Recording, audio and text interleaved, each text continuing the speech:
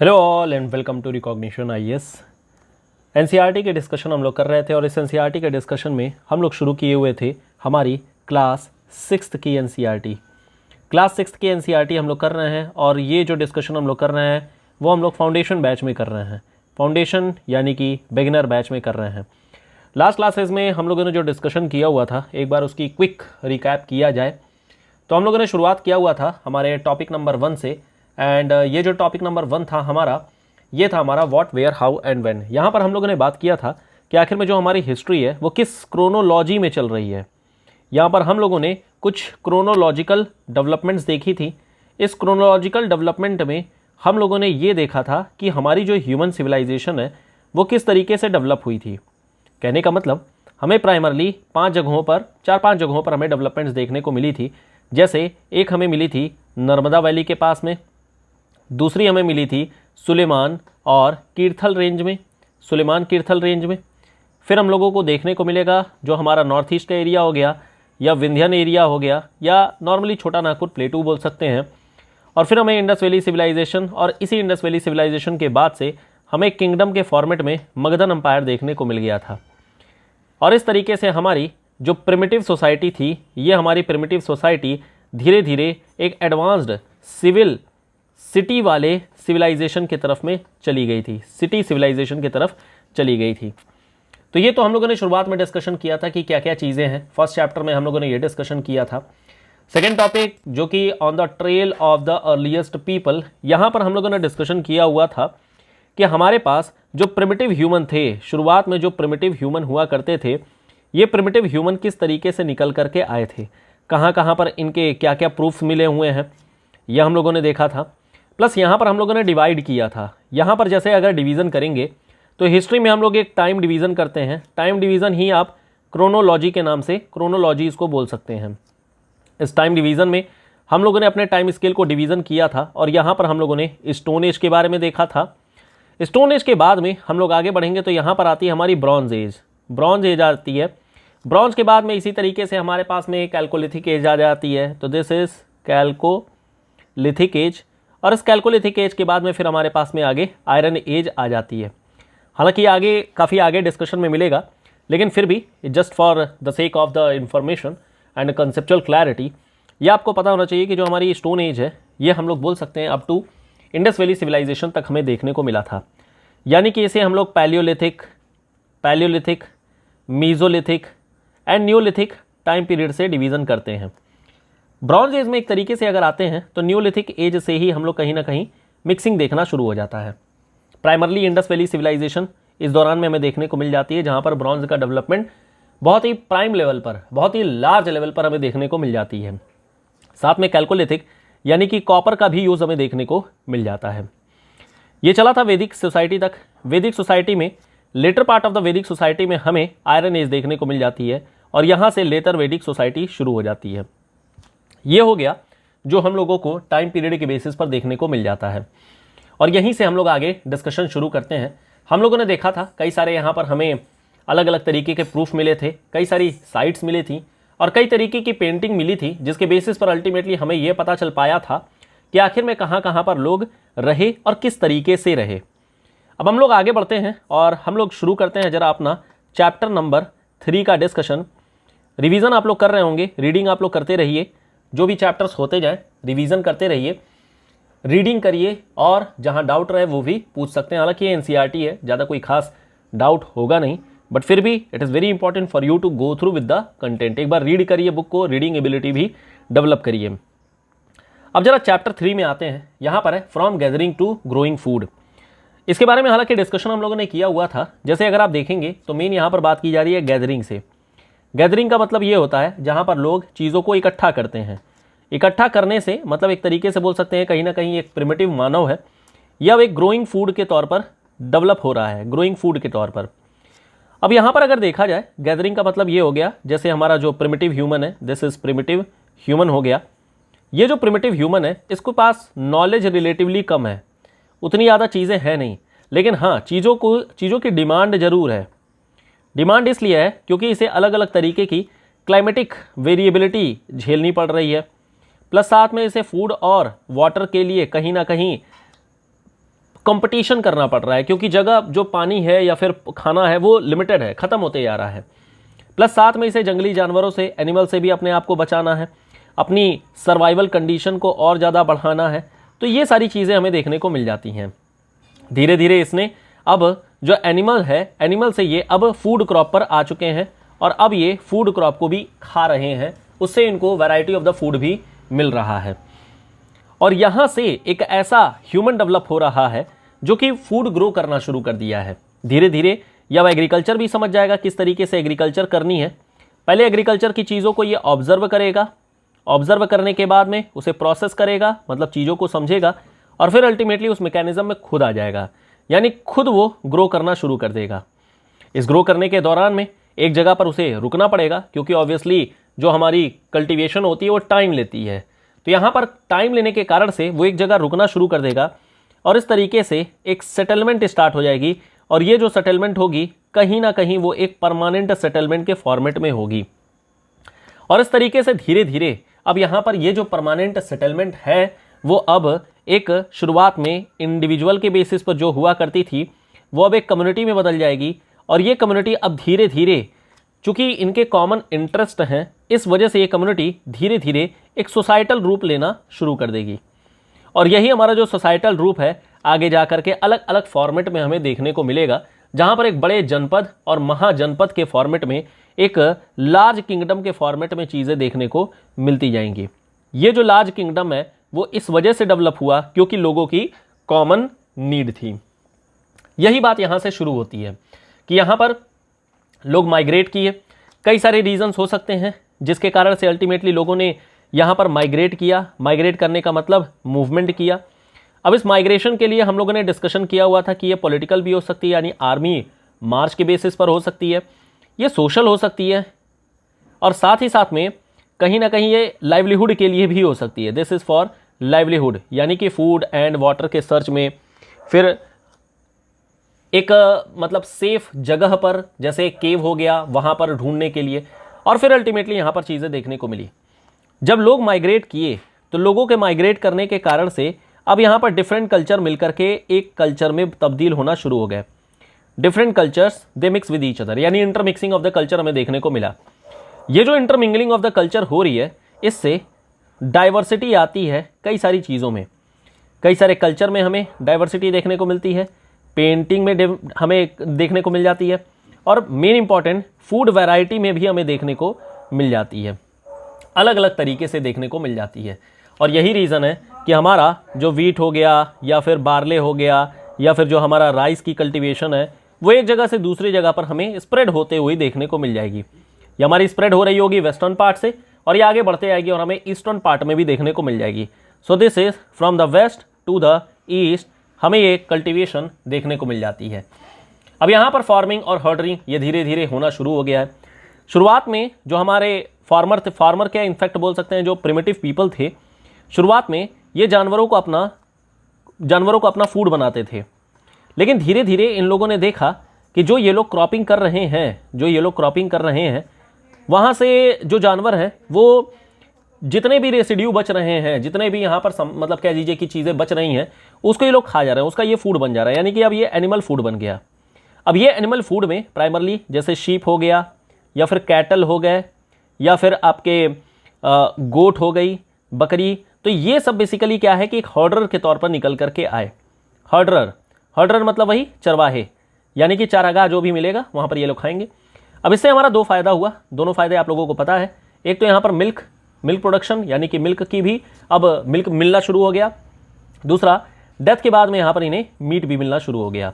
और साथ में ये इनके फार्मिंग में तो हेल्प कर ही रहे हैं, तो फार्मिंग में भी हेल्प कर रहे हैं। तो ये सारी चीज़ें कहीं ना कहीं अब एक प्रिमिटिव ह्यूमन को धीरे धीरे फार्मिंग और हर्डरिंग की ओर में आगे लेकर के आया। जो पहले रियरिंग केवल करता था, अब धीरे धीरे वो फार्मिंग भी करना शुरू कर दिया। डोमेस्टिकेशन के बारे में यहाँ पर जो टॉपिक लिखा गया है ये हम लोगों ने डिस्कस कर लिया है। डोमेस्टिकेशन किस तरीके से एनिमल का किया जा रहा है और इस तरीके से हमें एक नया जीवन जीने का तरीका देखने को मिल जाता है, न्यू वे ऑफ लाइफ देखने को मिल जाती है। अब यहाँ पर यही सारी चीज़ें हैं कि हमारा एनिमल जो एक हंटर और गैदरर हुआ करता था, अब वो धीरे धीरे डेवलप करके अपने आप को बदल लिया है इन फार्मिंग प्रैक्टिस में, यानी खेती करना शुरू कर दिया गया है। अब यहाँ पर खेती करने के दौरान में कई सारी चीज़ें यहाँ पर डेवलपमेंट के फॉर्मेट में देखने को मिल जाती है। एग्जाम्पल के तौर पर अगर बात किया जाए कि जब ये एग्रीकल्चर करना शुरू कर दिया, जब इस ह्यूमन ने एग्रीकल्चर करना शुरू किया, क्या क्या डेवलपमेंट देखने को मिली। एक तो डेवलपमेंट ये हो गई कि अब ये परमानेंट सेटलमेंट करना शुरू कर दिए हैं। दिस इज परमानेंट सेटलमेंट, ये लोग करना शुरू कर दिए हैं। परमानेंट सेटलमेंट के साथ साथ जो ये लोग क्रॉप उगाएंगे, ऑब्वियसली ये क्रॉप के कारण से कुछ ना कुछ इनको स्टोर हाउस बनाना पड़ेगा। स्टोर हाउस बनाने का मतलब ये हो गया कि अब ये लोग कुछ ना कुछ यहाँ पर पॉट्स बनाएंगे, जिसे हम अर्थन पॉट्स भी बोल सकते हैं। अर्थन पॉट्स हो गए, या फिर ये ज़मीन के अंदर डिग होल्स, यानी कि डिग होल करके ये लोग ज़मीन के अंदर में हो सकता है कि चीज़ों को रखें। बास्केट्स बना करके ये लोग रख सकते हैं। तो कहीं ना कहीं किसी ना किसी फॉर्मेट में they will try to store the crop. जो भी फूड, जो भी चीज़ें इन्होंने उगाई है, उसके लोग स्टोर करना शुरू कर देंगे। तीसरी चीज़, यहाँ पर डोमेस्टिकेशन ऑफ एनिमल, हम लोगों ने बात कर ही लिया है कि यहाँ पर डोमेस्टिकेशन ऑफ एनिमल भी शुरू हो जाता है।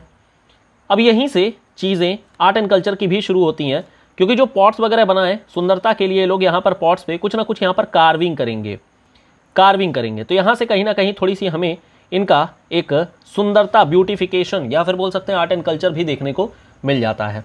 और इस तरीके से हमारी फार्मिंग और जो हमारी हर्डरिंग है, ये भी शुरू हो जाती है। अब यहाँ पर कुछ साइट्स दिए गए हैं और इन साइट्स पे बताया गया है कि कहाँ कहाँ पर कौन कौन सी हमें ग्रेन एंड बोन्स के अवशेष मिले हैं। जैसे इसमें सबसे ज़्यादा इंपॉर्टेंट जो इलाका है वो है मेहरगढ़ का। दिस इज़ मेहरगढ़ का इलाका। मेहरगढ़ का जो इलाका है ये पाकिस्तान में है और यहाँ पर सबसे पहली क्रॉप देखने को मिली थी। फर्स्ट प्रूफ ऑफ फार्मिंग हमें यहाँ पर देखने को मिली थी। मेहरगढ़ में वीट, बार्ले, शीप, गोट, कैटल, इनके हमें रिमेन्स मिले हैं। सिमिलरली इसी तरीके से उत्तर प्रदेश में प्रयागराज के पास में ही कोल्डी हवा है। कोल्डी हवा में राइस, फ्रेगमेंट्री एनिमल बोन्स देखने को मिल गए थे। इसी तरीके से महागरा है, यहाँ पर राइस, कैटल ये हमें देखने को मिले हैं। गुफ कराल एक जगह है कश्मीर में, जहाँ पर हमें वीट और लेंटिल्स देखने को मिले हैं। गुफा मतलब कि यहाँ पर लोगों के रहने का भी हमें प्रमाण मिला है। बुर्ज होम हो गया जो कि अगेन कश्मीर में है, यहाँ पर भी लोगों के रहने के प्रमाण मिले हुए हैं। साथ साथ में एग्रीकल्चर के यानी वीट हो गया, लेंटिल हो गया, और कुछ यहाँ पर हमें जो डोमेस्टिकेटेड एनिमल्स हैं जैसे कि डॉग हो गया, कैटल हो गया, शीप हो गया, गोट हो गया, बफेलो हो गया, इसके भी हमें प्रूफ देखने को मिले हैं। बिहार में इसी तरीके की एक साइट है जिसका नाम है चिरांड। चिरांड में भी हमें गेहूं हो गया, ग्राम, बार्ले और एनिमल्स यानी कि बफेलो और ऑक्स के भी हमें यहाँ पर अवशेष मिले हैं, हमें यहाँ पर प्रूफ मिलते हैं।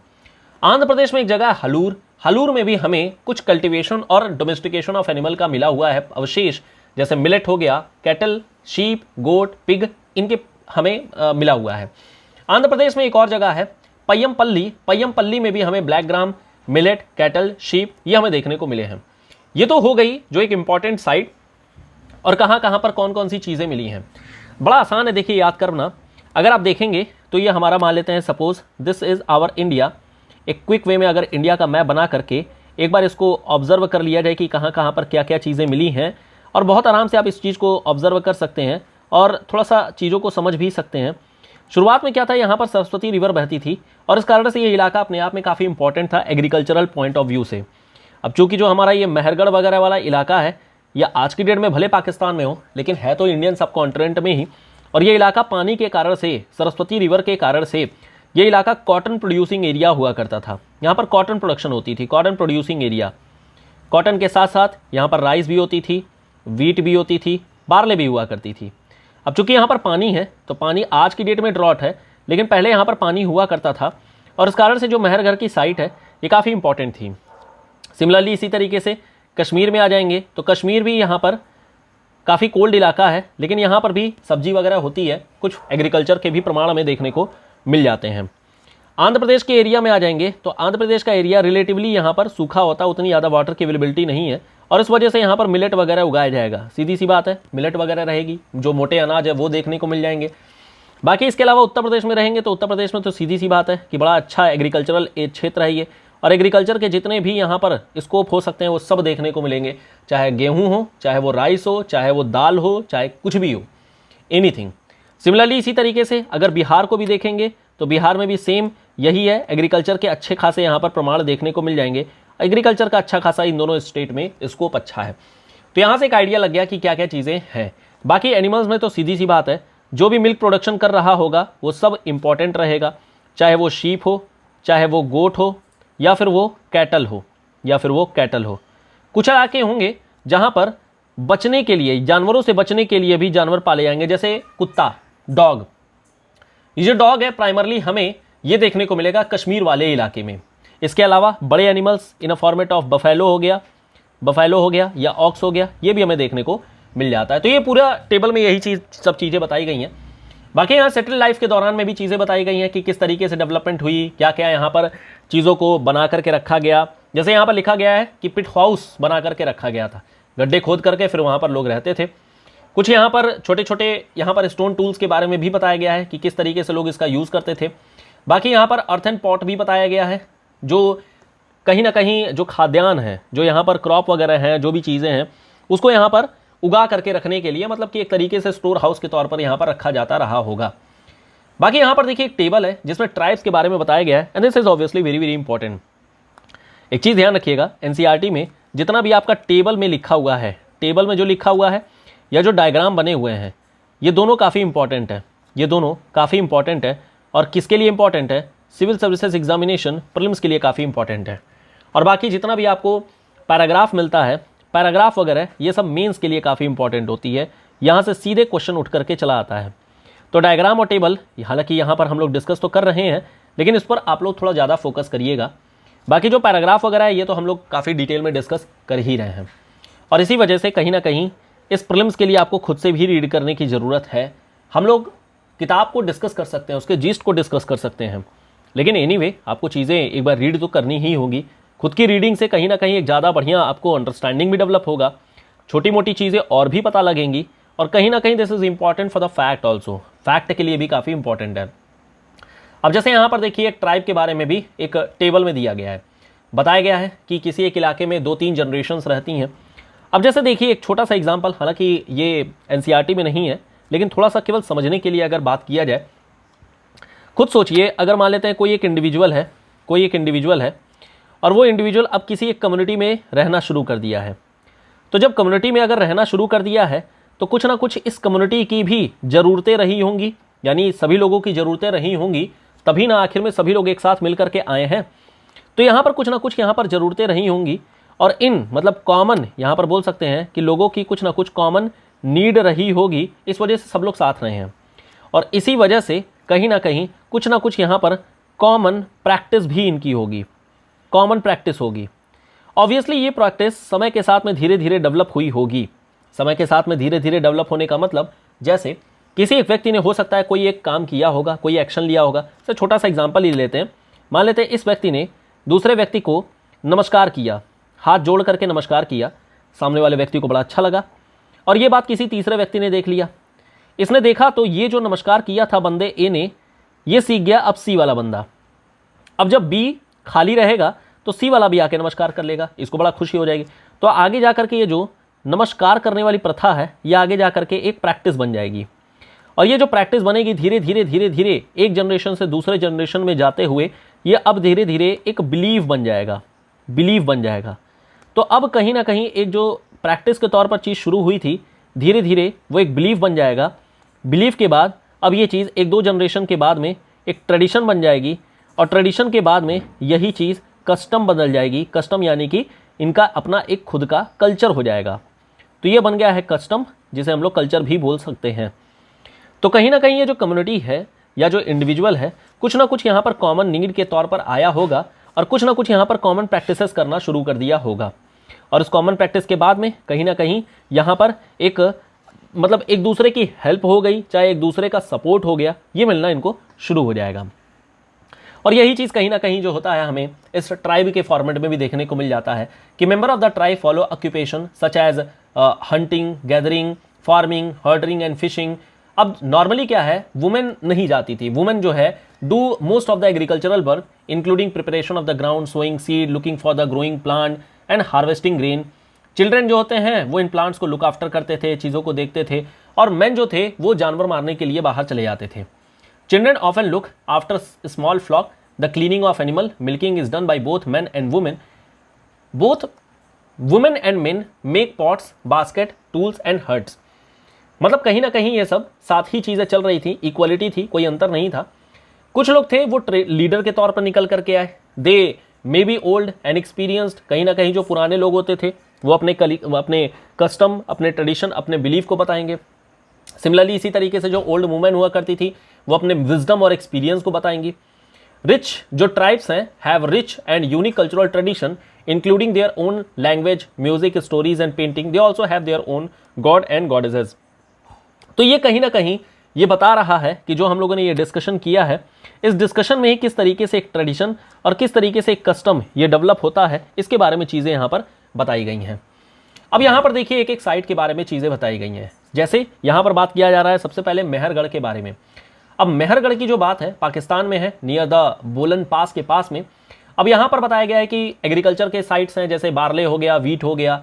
इसके अलावा यहाँ पर डोमेस्टिकेशन ऑफ द एनिमल भी था, जैसे शीप हो गया, गोट हो गया। इस इलाके में ये पाया गया है।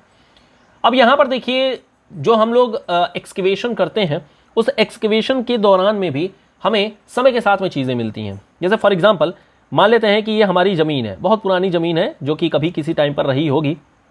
इस ज़मीन पर सबसे पहले कोई एक लेयर डेवलप हुई होगी, मान लेते हैं लेयर नंबर 1 है। इस लेयर नंबर 1 के ऊपर जब कोई नई सभ्यता आई होगी, नया लोग आए होंगे, तो फिर उनके रिमेन्स मिलेंगे, तो ये 2 मिल जाएगा।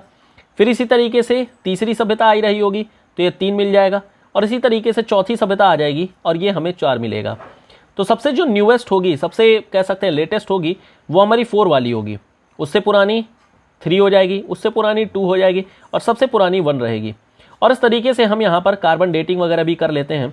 तो कार्बन डेटिंग के माध्यम से भी हमें पता चल जाता है कि किस समय की ये साइट है, या फिर जो भी रिमेन्स हमें मिला है वो किस समय का मिला हुआ है। अब यहाँ पर देखिए हम लोगों ने इनफैक्ट लास्ट क्लास में भी बात किया था कि जो यहाँ के लोग थे, इस समय के जो लोग थे, नियोलिथिक टाइम पीरियड के जो लोग थे, ये लोग रीबर्थ में विश्वास करते थे। और जब रीबर्थ में विश्वास करेंगे तो कहीं ना कहीं जो भी ह्यूमन है, इसको पता है ह्यूमन के साथ साथ एक जानवर भी होना चाहिए, यानी कि इसके साथ में एक एनिमल भी होना चाहिए। प्लस एनिमल के साथ में कुछ खाने पीने की भी चीज़ें रख देते हैं, क्योंकि जब अगला जन्म होगा तो ये जानवर और ये फूड ये भी उसके साथ आ जाएगा। और इस वजह से हमें जो यहाँ पर एक्सकेवेशन के दौरान में जो हमें बरियल्स मिले हैं, यानी कि जो अवशेष मिले हैं, उसमें आपको देखने को मिलेगा। इनफैक्ट यहाँ डायग्राम में भी देखिए एक ह्यूमन है जिसके स्केलेटन है, मतलब यहाँ पर अस्थि पंजर उसका मिला हुआ है, और उसके आसपास में देखिए 2 अलग अलग जानवर हैं। अब ये प्राइमरली शायद कुत्ता ही होगा, तो इन दोनों को साथ में रखा गया है। और कुछ यहाँ पर खाने पीने का भी आइटम है, मतलब कि फूड भी है, तो यहाँ से ये पता चल जाता है। इसी तरीके से एक हमारा डाओजली हेडिंग भी है, ये भी हमारा नॉर्थ ईस्ट के इलाके ब्रह्मपुत्रा वैली में बेसिकली देखने को मिल जाता है। यहाँ से रूट निकलता है हमारा चाइना और म्यांमार का। तो यहाँ पर भी कुछ important stone tools, motor, pastels ये हमें देखने को मिले हैं। बस ध्यान रखना है आपको इस साइट का कि ये कहाँ पर है, दिस इज इंपॉर्टेंट कि ये कहाँ पर है। इसके अलावा यहाँ पर देखिए एक एल्सवेयर करके एक टेबल बनाया गया है, और यहाँ पर तुर्की के पास में ही एक नियोलिथिक साइट भी लिखी गई है कैटल हुक के नाम से। आपको ये दोनों साइट याद रखनी है। एक साइट कौन सी हो गई, एक साइट है हमारी दाओ जली हेडिंग जो कि ब्रह्मपुत्रा वैली में है, और दूसरी साइट है आपकी कैटल हुयुक, ये आपका है टर्की में। इन दोनों साइट का नाम याद रखना है, कहीं ना कहीं ये फैक्चुअल इंफॉर्मेशन के लिए दिस इज इंपॉर्टेंट। यहाँ पर कुछ कीवर्ड दिए गए हैं, जैसे domestication, farmer, herder, neolithic, pots, tribes, village, houses, burials. मेरे ख्याल से ये सारे आप लोग बड़े आराम से समझ रहे होंगे कि आखिर में इसका क्या मतलब है और इनकी क्या चीज़ें हैं। कुछ इंपॉर्टेंट डेट बताई गई है, जहाँ पर जैसे डोमेस्टिकेशन ऑफ एनिमल के बारे में बताया गया, जो 12,000 साल के बाद से, यानी कि नियोलिथिक टाइम पीरियड से बोल सकते हैं। Beginning of settlement at the Mehrgarh, ये भी 8,000 साल से। और आपको अगर ध्यान आ रहा हो 8,000 साल पहले से ही हमें एग्रीकल्चर के भी रिमेन देखने को मिले हैं। तो कहीं ना कहीं एग्रीकल्चर का रिमेन और जो मेहरगढ़ ये दोनों एक साथ मिल रहे हैं, तो हमें ये प्राइमरली बोल देते हैं कि हाँ, शुरुआत में शायद एग्रीकल्चर मेहरगढ़ से ही शुरू हुआ रहा होगा। अगला चैप्टर हमारा आता है चैप्टर नंबर 4, और इस चैप्टर नंबर 4 में इंडस वैली सिविलाइजेशन के बारे में बात किया गया है, जो कि काफ़ी इंपॉर्टेंट है। बड़ा अच्छा यहाँ पर डिस्कशन मिलेगा, कई सारी चीज़ें हैं। तो यहाँ पर हम लोग बोल देते हैं this is Indus valley civilization. कुछ पार्ट तो यहाँ पर देखिए जो एनसीईआरटी के वही डिस्कस करेंगे, कुछ इंटरेस्टिंग और भी बात करेंगे, और इस इंटरेस्टिंग बात को आप लोग सर्च करके और रीड कर सकते हैं उसके बारे में भी। सर शुरुआत में अगर बात किया जाए तो हम लोगों ने ये देख लिया था कि जो फार्मर, मतलब शुरू में जो फार्मर और हर्डरर हुआ करते थे, जो लोग हुआ करते थे, अब ये धीरे धीरे सिटी की ओर में, कम्युनिटी से अब ये लोग सिटी डेवलपमेंट पर आ गए थे। और सिटी डेवलपमेंट में हमें सबसे इंपॉर्टेंट साइट देखने को मिलती है इंडस वैली सिविलाइजेशन के दौरान में। अब इस इंडस वैली सिविलाइजेशन में कई सारे यहाँ पर साइट्स हैं, जैसे एक साइट है जो हड़प्पा साइट है, ठीक है। इसी तरीके से मोहनजोदड़ो साइट है, दिस इज़ मोहनजोदड़ो हो गया। सिमिलरली इसी तरीके से लोथल आ जाती है, ठीक है। धौलावीरा आ गई, धौलावीरा आ गई, बनावली आ गई, दिस इज़ बनावली। फिर इसी तरीके से कालीबंगा है, दिस इज़ कालीबंगा, ठीक है। इसके अलावा हमारे पास कई सारी साइट्स हैं, ठीक है। कई सारी साइट्स और भी हमारे पास आ जाती हैं। तो हालांकि हम लोग डिटेल में नहीं जा रहे हैं, जितना एनसीईआरटी में है उसी के बारे में बात कर रहे हैं। इसी में रहते हुए NCERT, with in the sphere of the NCERT हम लोग कई सारी चीज़ों को लेकर के आएंगे। तो फिलहाल अगर इन साइट्स के बारे में अगर बात किया जाए तो शुरुआत होती है हड़प्पा। ये कहानी पूरी शुरू होती है हड़प्पा से। अब इंडिया में चल रहा था ब्रिटिश का शासन, ब्रिटिश कॉलोनी थी। ब्रिटिश कॉलोनी के दौरान में ही पाकिस्तान के पास में ही एक एक्सकेवेशन चल रही थी, और उस दौरान में थे Alexander Cunningham, this is Alexander Cunningham, Alexander, ठीक है, कनिंघम। ये थे, खुदाई चल रही थी, और इस समय चल रहा था रेलवे का डेवलपमेंट, रेलवे का डेवलपमेंट भी चल रहा था। खुदाई के दौरान में एक माउंड मिला, एक माउंड मिला, और माउंड का मतलब समझिए ढेर है, एक तरीके का माउंड मतलब ढेर होता है। और यहाँ पर कई सारी बर्न्ड ब्रिक्स मिली, बर्न्ड ब्रिक्स। पहले तो थोड़ा आश्चर्य हुआ कि यार इस इलाके में बर्न्ड ब्रिक्स मिल रही हैं, यानी इससे पहले कोई सभ्यता रही होगी, लेकिन कुछ ध्यान नहीं दिया गया, कोई इंटरेस्ट नहीं आया। कहा गया चलो ठीक है, रेलवे का डेवलपमेंट चल रहा है, सारी ईंटों को उठा करके रेलवे के डेवलपमेंट में भेज दो, हमारा ईंट बच जाएगा। तो यहाँ पर जो मेन चल रहा था, मतलब हालांकि इसके पीछे भी अपनी खुद की फिलॉसफी है, जिसको कि हम लोग आगे जब डिस्कशन करेंगे तो बात करेंगे कि आखिर में ऐसा क्या था, या अलेक्जेंडर कनिंघम की क्या ऐसी फिलॉसफी थी जिसके कारण से इन्होंने ध्यान नहीं दिया। हालांकि आर्कियोलॉजी डिपार्टमेंट के थे, तो फिर उस समय ध्यान नहीं दिया गया। बाद में हालांकि आते हैं John Marshall, this is John Marshall आते हैं, और जॉन मार्शल के समय ही राखलदास बनर्जी और हमारे जो है इस तरीके के लोग आते हैं, मतलब हमारे एक्सकेवेटर्स आते हैं। और इन लोगों ने अब क्या किया कि जो माउंड मिला था उस माउंड को कहा रुको रुको, अब थोड़ा सा इस पर रिसर्च करना शुरू करते हैं। और यहाँ से रिसर्च करना शुरू किया गया। रिसर्च करने के दौरान में हमें यह पता चला कि यार ऐसा है, ये अपने आप में किसी एक ज़माने में सभ्यता रही होगी, किसी एक ज़माने में सभ्यता रही होगी, और ये हिस्ट्री के काफ़ी इंपॉर्टेंट फैक्ट के तौर पर हमें देखने को मिला। और यहीं से रिसर्च स्टार्ट होती है, और इस साइट का नाम दे दिया जाता है, और इस सभ्यता का नाम दे दिया जाता है इंडस वैली सिविलाइजेशन।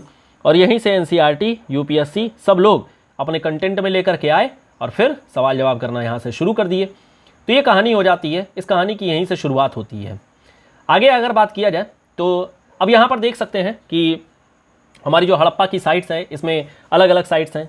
इसकी शुरुआत होती है मेनली हमारी इंडस वैली के पास में ही थी, जैसे राखीगढ़ी हो गया, कालीबंगन हो गया, ठीक है, हड़प्पा खुद हो गया, मोहनजोदड़ो हो गया, सुड़कोताड़ा हो गया, चन्हुदाड़ो हो गया, धौलावीरा हो गया, ठीक है, लोथल हो गया। तो ये सारे साइट्स हमें यहाँ पर देखने को मिल जाते हैं। इन सभी साइट्स में बहुत सारे, इन सारे साइट्स में बहुत सारे अपने आप में इंपॉर्टेंट फैक्ट्स भी हैं, कई सारे यहाँ पर विशेषता है। अब जैसे देखिए यहाँ पर एक विशेषता दिखाई गई है, और इन विशेषता से पहले एक थोड़ा सा इंटरेस्टिंग कहानी। इंडस वैली सिविलाइजेशन जिस समय रही होगी इंडस वैली सिविलाइजेशन, उस समय के दौरान में ऐसा नहीं है कि केवल इंडस वैली ही थी, बहुत सारे और भी साइट्स हुआ करती रही होंगी, बहुत सारे और भी यहाँ पर चीज़ें रहे होंगे। बहुत सारे में उस समय इजिप्ट में भी सभ्यता थी, this is Egypt.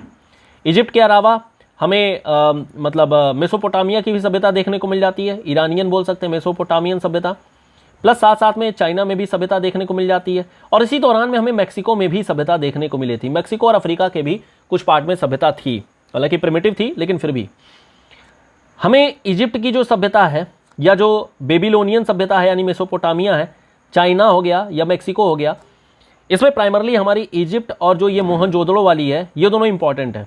Important in the sense कि हमें यहाँ पर इंडस वैली सिविलाइजेशन से रिलेटेड भी चीज़ें मिली हैं, यानी कि ये पता लगता है कि they most probably they would have been contemporary, या आपस में कंटेम्प्ररी रहे होंगे। कंटेम्प्ररी का मतलब समकालीन, ये लोग समकालीन रहे होंगे। अब यहाँ पर इजिप्ट में देखें तो इजिप्ट में हमें जो यहाँ की लैंग्वेज हुआ करती थी उस समय की, वो डिसिफर की जा चुकी है। अब लैंग्वेज की कहानी अलग है, उसको हम लोग अलग से डिस्कस कर लेंगे कि आखिर में क्या लैंग्वेज है, अलग अलग तरीके की होती है, ठीक है, ब्रूस्टोफैडन होती है, अलग अलग तरीके की होती है। तो ये जो हमारी इजिप्शियन सिविलाइजेशन है, इसकी लैंग्वेज पकड़ में आ चुकी थी, और यहाँ पर इंडस वैली सिविलाइजेशन के लिए मेलुहा बोला गया था, मेलुहा नाम दिया गया था बेसिकली। अब यहाँ पर देखिए जो मेन इंपॉर्टेंट फैक्ट है, जो मेन बात है, जो हम लोगों को बेसिकली यहाँ पर डिस्कस करना है, हमें इजिप्ट में, मेसोपोटामिया में, चाइना में या फिर मैक्सिको में, हर जगह पर हमें एक किंगशिप देखने को मिली है। किंगशिप का मतलब राजा का शासन, एक राजा हुआ करते थे, बाकी सारी प्रजा हुआ करती थी, मतलब एक इन्फ्लुएंशियल व्यक्ति था, बाकी सब अलग अलग थे। लेकिन इंडस वैली सिविलाइजेशन में दो मत है। एक मत ये है कि यहाँ के लोग किंगशिप वगैरह में नहीं बिलीव करते थे, यहाँ पर किंगशिप वगैरह नहीं हुआ करती रही होगी। प्राइमरली यहाँ पर मर्चेंट क्लास था। ऑब्वियसली मर्चेंट क्लास में कुछ अमीर होंगे, कुछ गरीब होंगे, ऐसा नहीं कि सब लोग बराबर ही थे, अमीर गरीब थे। लेकिन इसमें कोई ऐसा नहीं है कि एक हमें पॉलिटी देखने को मिल रही है।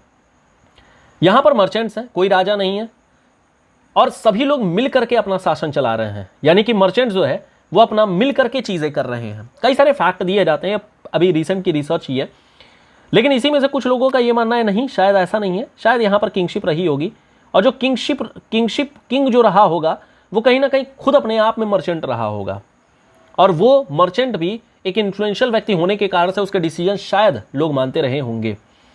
अब इसके कई सारे हमें रूप देखने को मिल जाते हैं। थोड़ा एनसीईआरटी के कुछ यहाँ पर एग्जाम्पल्स के थ्रू हम इस क्वेश्चन को भी समझने की कोशिश करते हैं, थोड़ा सा इंटरेस्टिंग भी बनेगा, और क्लास 6 की एनसीईआरटी थोड़ा यूपीएससी फ्लेवर के साथ में हमें देखने को मिलेगी।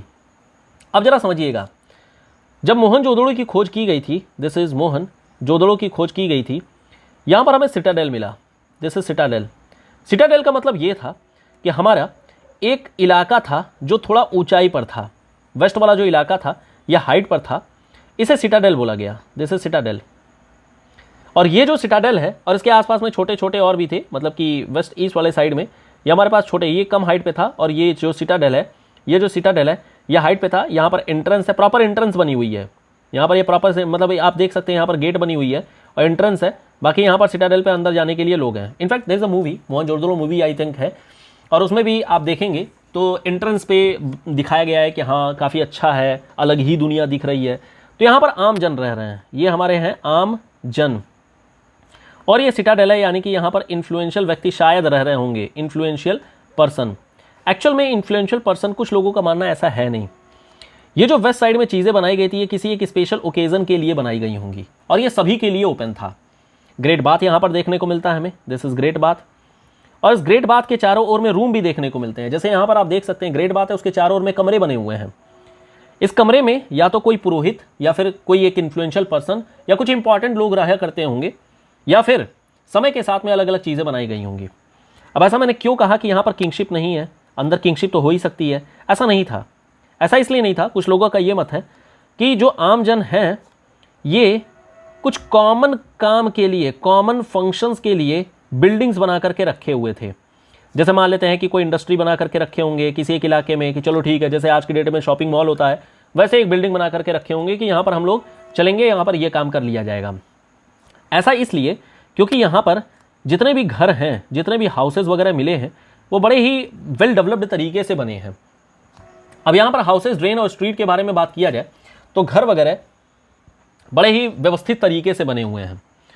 बर्न्ड ब्रिक का इस्तेमाल किया गया है, इंटरलॉकिंग पैटर्न का इस्तेमाल किया गया है, प्लस साथ में रेन वाटर हार्वेस्टिंग स्ट्रक्चर भी हमें देखने को मिले हैं, प्लस साथ में पूजा पाठ का भी थोड़ा मेंशन मिल रहा है। फायर अल्टार्स वगैरह मिले हैं। फायर अल्टार्स का मतलब हवन कुंड एक तरीके से बोल सकते हैं। ये जो फायर अल्टार्स मिले हैं हमें, ये दो जगह पर है, एक तो हमारा कालीबंगन में मिले हैं और दूसरा लोथल में मिले हैं। दो जगहों पर ही हमें फायर अल्टार्स वगैरह देखने को मिलते हैं। इसके अलावा सड़क पे जो है ड्रेन्स बड़े अच्छे से बने हुए थे, लाइनिंग बनी हुई थी, प्लस साथ में ढाल बना हुआ था, स्लोप बना हुआ था, जिससे कि वेल ड्रेन्ड स्ट्रक्चर्स बने रहे। तो कहीं ना कहीं हर एक घर में ये चीज़ देखने को मिल रही है। प्लस साथ में प्राइवेसी का बड़ा अच्छा ख्याल रखा गया था, क्योंकि जो एंट्रेंस गेट या फिर जो कह सकते हैं खिड़की वगैरह है वो गलियों में खुलती थी, मेन रोड पे नहीं खुलती थी। इससे क्या है, लोगों को बड़ा अच्छा एक प्राइवेसी भी मिल जाता है। लाइफ के बारे में अगर बात किया जाए तो मेनली यहाँ पर कहा जा सकता है, हालांकि यहाँ पर एनसीईआरटी में ये चीज़ बोलता है कि ये लोग रूलर रहे होंगे, यानी कि शाही खानदान के भी रहे होंगे, लेकिन कहीं ना कहीं हमें ये चीज़ उतना वेल इस्टेब्लिश्ड फैक्ट के तौर पर देखने को नहीं मिलता है। एनसीईआरटी सही है, एनसीईआरटी में चीज़ें लिखी हुई हैं, लेकिन कहीं ना कहीं थोड़ा सा आपको खुद से भी अंडरस्टैंडिंग करना होगा चीज़ों को लेकर के। अब यहाँ पर अगर आप देखेंगे तो हमें जैसे कि यहाँ पर आपको सड़कें मिल रही हैं जो कि डायगोनली कट कर रही हैं, डायगोनली नहीं मतलब राइट एंगल पे कट कर रही हैं, प्लस हमें कुआं वगैरह देखने को मिल रहा है, ड्रेन्स वगैरह देखने को मिल जा रही हैं, वैल्यूएबल आइटम वगैरह देखने को मिल जा रहे हैं, सील वगैरह देखने को मिल जा रहे हैं। तो कहीं ना कहीं यहाँ पर अगर हम लोग देखें पर्सन को, लाइफ को लेकर के अगर देखा जाए तो लाइफ को लेकर के यहाँ पर मतलब 4-5 तरीके की चीज़ें हैं जो आप देख सकते हैं, जो आप समझ सकते हैं। जैसे एक पार्ट है लाइफ को लेकर के, यहाँ पर एक रूलर क्लास शायद रहा होगा। दूसरा इसी तरीके से हमें यहाँ पर स्क्राइब्स देखने को मिल जाते हैं। तीसरा इसी तरीके से हमें क्राफ्ट पर्सन देखने को मिल जाते हैं, दिस इज क्राफ्ट पर्सन। चौथा इसी तरीके से हमें यहाँ पर कुछ ट्रेवलर्स भी देखने को मिल जाते हैं, ट्रेवलर्स, या फिर इसी को बोल सकते हैं कि ये मर्चेंट्स हुआ करते रहे होंगे। और इसी तरीके से हमें चिल्ड्रेन की भी एक, चिल्ड्रेन CHI, चिल्ड्रेन के भी हमें प्रूफ देखने को मिले हैं। अब जैसे मान लेते हैं रूलर है। अब जो रूलर है कहीं ना कहीं ये शासक जो है, जो वैल्यूएबल आइटम्स वगैरह उसकी खोज के लिए लोगों को भेजता रहा होगा, वैल्यूएबल आइटम्स के लिए, जैसे सोना हो गया या फिर मतलब कुछ भी हो सकता है, ये चीज़ें हो गई। स्क्राइब्स वो हुआ करते थे जो लोग बेसिकली लैंग्वेज जानते रहे होंगे, लैंग्वेज, और ये लोग सील बनाते थे, सील। अब देखिए सील जो है छोटे छोटे सील के फॉर्मेट में हमें मिला हुआ है, उस पर चीज़ें लिखी हुई हैं, और जो लैंग्वेज यूज़ की गई है ये लैंग्वेज फिलहाल के लिए जस्ट समझ लीजिए ये लैंग्वेज द्रविडियन लैंग्वेज के ज़्यादा करीबी मानी गई है, द्रविडियन लैंग्वेज के ज़्यादा करीब मानी गई है, लेकिन मानी गई है, अभी भी इसको रीड नहीं किया गया है, इसके अपने अलग विशेषताएं हैं जिसको कि आगे हम लोग डिस्कस किया जाएगा। और द्रविडियन किस तरीके से द्रविडियन लैंग्वेज है ये भी हम लोग आगे डिस्कस कर लेंगे, देख लेंगे कि क्या चीज़ है यहाँ पर। तो ये मेन इंपॉर्टेंट चीज़ है। जो स्क्राइब्स हुआ करते थे प्राइमरली वो लोग लिखने पढ़ने का, सील बनाने का ये काम करते रहे होंगे। जो क्राफ्ट वाली चीज़ है, क्राफ्ट वाले का मतलब ये हो गया कि यहाँ पर लोग पॉट वगैरह बनाने का काम करना, पॉट्स हो गए, या फिर छोटे छोटे जैसे हल वगैरह के भी हमें, हल मतलब जो प्लॉ है उसका भी हमें छोटा सा एक कह सकते हैं मिनिएचर देखने को मिला है, तो दिस इज़ मिनिएचर भी देखने को मिल जाता है। सिमिलरली इसी तरीके से मतलब चीज़ें बनाना, इन सब चीज़ों को लेकर के मिट्टी के बर्तन वगैरह जैसे हो गए, या फिर हमें सीढ़ी भी, गाड़ी भी देखने को मिली है। तो अलग अलग तरीके के यहाँ पर क्राफ्ट वगैरह भी बनाए जाते थे। बाकी ट्रैवलिंग है, ट्रैवलिंग का मतलब वही मर्चेंट हो गए, और बाकी टेराकोटा टॉय हो गए। इस टेराकोटा टॉय से हमें ये देखने को मिल सकता है, टेराकोटा टॉय से ये देखने को मिल सकता है कि बच्चे भी रहे होंगे, खेलने और कूदने के लिए चीज़ें यूज़ की जाती रही होंगी, तो ये चीज़ हो गई। बाकी यहाँ पर क्राफ्ट के बारे में बताया गया है, new craft in the city. अब देखिए यहाँ पर कई सारी चीज़ें हैं, कॉपर हो गया, ब्रॉन्ज हो गया, गोल्ड हो गया, सिल्वर हो गया। अब यहाँ पर देखिए 4 चीज़ें प्राइमरली यहाँ पर बोली गई हैं। एक है हमारा कॉपर हो गया, दूसरी चीज़ ब्रॉन्ज हो गया, तीसरी चीज़ गोल्ड हो गया, और चौथी चीज़ सिल्वर हो गया। अब ये जो गोल्ड और सिल्वर है इससे ऑब्वियसली 2 चीज़ें बनाई जाती रही होंगी, एक तो ऑर्नामेंट हो गया, ऑर्नामेंट्स वगैरह बनाया जाता रहा होगा, या फिर इसी तरीके से मतलब वेसल्स बनाए जाते रहे होंगे, वेसल्स रखने वाले सामान, जो बर्तन वगैरह होते हैं। कॉपर और ब्रॉन्ज से प्राइमरली बनाया जाता था वेपन बनाया जाता रहा होगा, ठीक है। या इसके अलावा बोल सकते हैं बाकी टूल्स वगैरह बनाए जाते थे, टूल्स, और इसके अलावा बाकी ऑर्नामेंट और वेसल भी आप बोल सकते हैं। अब यहाँ पर कॉटन के भी हमें प्रूफ मिले हैं। कॉटन का 2 तरीके का प्रूफ है। सबसे पहले तो ये मेहरगढ़ में मिला है, दिस इज इन मेहरगढ़, और मेहरगढ़ के अलावा हमें मोहनजोदड़ो में भी देखने को मिला है, दिस इज मोहनजोदड़ो। 2 तरीके के प्रूफ हैं। एक प्रूफ है जो मिट्टी के बर्तन थे, इस मिट्टी के बर्तन के चारों ओर, मिट्टी के बर्तन के चारों ओर, जैसे आप लोग देखे होंगे ठंडा रखने के लिए बोरे से बर्तन को लपेट दिया जाता है ना, जैसे मान लेते हैं मिट्टी का कोई सुराही है तो उसके चारों ओर में बोरे से लपेट दिया जाता है जिससे कि वो ठंडा बना रहे। वैसे ही यहाँ मिट्टी के बर्तन पर कॉटन से लपेटा हुआ, जैसे मान लेते हैं कि ये हमारा मान लेते हैं कि बर्तन है, इसके चारों ओर में कॉटन से ऐसे लपेटा हुआ है, इसका भी प्रूफ मिला है। तो मिट्टी के बर्तन पर ये चारों ओर से लपेटा हुआ। या दूसरा ये जो मेल टार्सो है, पुरोहित भी बोल सकते हैं या जो भी है, तो यहाँ पर बेसिकली ये भी बियर्डेड पर्सन जो है इसके भी हमें प्रूफ देखने को मिले हैं। बाकी यहाँ पर देखिए कुछ छोटे मोटे जो साइड में फैक्ट्स दिए गए, एक बार उसको रीड कर लीजिएगा कि क्या क्या चीज़ें हैं यहाँ पर, ठीक है। एक और इंपॉर्टेंट पार्ट है फैंस कह के, ये फैंस जो है ये ध्यान रखिएगा, दिस इज FAIENCE, ये इंपॉर्टेंट पार्ट है, NCERT में ये चीज़ देखने को मिल जाती है। फैंस का मतलब होता है एक तरीके का स्टोन स्ट्रक्चर है जो नॉर्मली ये मिल रहा है, और a gum was used to shape sand and powdered quartz into an object, glaze resulting in shiny glossy surface. The colors of the glaze are usually blue or green. Fence normally use किया जाता था कि मतलब ऐसे समझिए कि चरखा होता है वैसी ही चीज़ है। तो यहाँ पर बीड बनाने, बैंगल्स बनाने, ईयररिंग बनाने, टाइनी वेसल्स बनाने, इसमें फैंस का इस्तेमाल किया जाता है। तो इंपॉर्टेंट है, ध्यान रखना है। इसके अलावा वेविंग ऑफ द जो मतलब थ्रेड बनाना है, धागा वगैरह बनाने के लिए भी, कपड़ा बनाने के लिए भी इस्तेमाल किया जाता था। बाकी रॉ मटेरियल के सर्च में भी चीज़ें निकल करके आती हैं। रॉ मटेरियल का मतलब ये हो गया, जैसे मान लेते हैं कि हमारा खेती बाड़ी की चीज़ें हो गई, ठीक है, इसके अलावा मेटल्स हो गए, इसके अलावा कुछ और भी चीज़ें हो गई, ये सब चीज़ें हमें नॉर्मली देखने को मिल जाती हैं। अब यहाँ पर कुछ बातें बोली गई हैं मिनरल को लेकर के, जैसे मान लेते हैं कॉपर। जो कॉपर है वो दो जगहों से हमें देखने को मिलता है। एक तो हमें राजस्थान, इनफैक्ट खेतड़ी माइंस ही है, तो यहाँ पर खेतड़ी माइंस तो नहीं है लेकिन राजस्थान है। इसके अलावा ओमान से हमें देखने को मिल जाता है। ये इंपॉर्टेंट फैक्ट यहाँ पर दिया गया है। इसके अलावा कॉपर से ही ब्रॉन्ज बनाया जाता था मिला करके, इंटरमिक्सिंग करके। इसके अलावा गोल्ड वगैरह के बारे में बात करें तो गोल्ड ये कर्नाटका से लेकर के आया जाता था। This is in Karnataka. KGF movie से ही याद कर सकते हैं, कोलार गोल्ड फील्ड जो कि कर्नाटका में है। इसके अलावा हमें जो स्टोन्स है, इंपॉर्टेंट जो स्टोन्स हुआ करते थे, गुजरात, ईरान और अफगानिस्तान से देखने को मिल जाते हैं। तो ये चीज़ें हैं जो हमें देखने को मिल जाती हैं। फूड हैबिट के बारे में अगर बात किया जाए तो दो तरीके के लोग हैं, एक एग्रीकल्चर कर रहे हैं, एनिमल हर्डरिंग कर रहे हैं, दूसरे जो एग्रीकल्चर कर रहे हैं wheat, barley, pulses, pea, rice, sesame, ये सब चीज़ें हो गई। जो हर्डरिंग करते थे यानी कि जो पशुपालन करते थे उनके लिए कैटल, शीप, ये सब चीज़ें हो जाएंगी। ये लोग अपना काम कर रहे होंगे। हड़प्पा को अगर बहुत क्लोजर रूप से देखें तो यहाँ पर दो इंपॉर्टेंट साइट्स को एक्सप्लेन किया गया है। एक साइट हमें देखने को मिलती है लोथल के नाम से और दूसरी साइट है धौलावीरा के नाम से। धौलावीरा के नाम से लोथल जो है ये भी गुजरात में है और धौलावीरा ये भी गुजरात में है। जो धौलावीरा है ये है कच्छ के एरिया में, जैसे इन कच्छ का एरिया, और जो लोथल है वो एक डॉकयार्ड है, यानी कि वो एक बोल सकते हैं कि हमारा पोर्ट एरिया बनता है। दिस इज इन पोर्ट, ये एक पोर्ट एरिया बनता है जो हमारा गल्फ ऑफ खंबात है वहाँ पर बनता है। तो ये चीज़ यहाँ पर बताई गई है, ये चीज़ यहाँ पर दिखाई गई है। एक बार इसको रीड करना है, ज़्यादा कुछ खास है नहीं। देखिए जो मेन हमें डेवलपमेंट है वो हम लोगों ने डिस्कस कर लिया। अब यहाँ पर एक मिजरी आती है, जो मिजरी आती है दिस इज MY। जो यहाँ पर मिजरी आती है वो है इस सभ्यता के एंड को लेकर के। ये सभ्यता अंत कैसे हुआ। अंत के नाम पर कई सारी चीज़ें हैं, जैसे शहर में गंदगी होना शुरू हो गया था, जो हमारी ड्रेन्स है वो भर गई थी, प्लस रॉ मटेरियल वगैरह जो होता है कहीं ना कहीं बंद हो गया। तो ये सब हमें प्रूफ के तौर पर देखने को मिला। और लास्ट में अल्टीमेटली इन लोगों ने ये बोला कि कहीं ना कहीं जो एंड हुआ था वो कई कारण हो सकते हैं।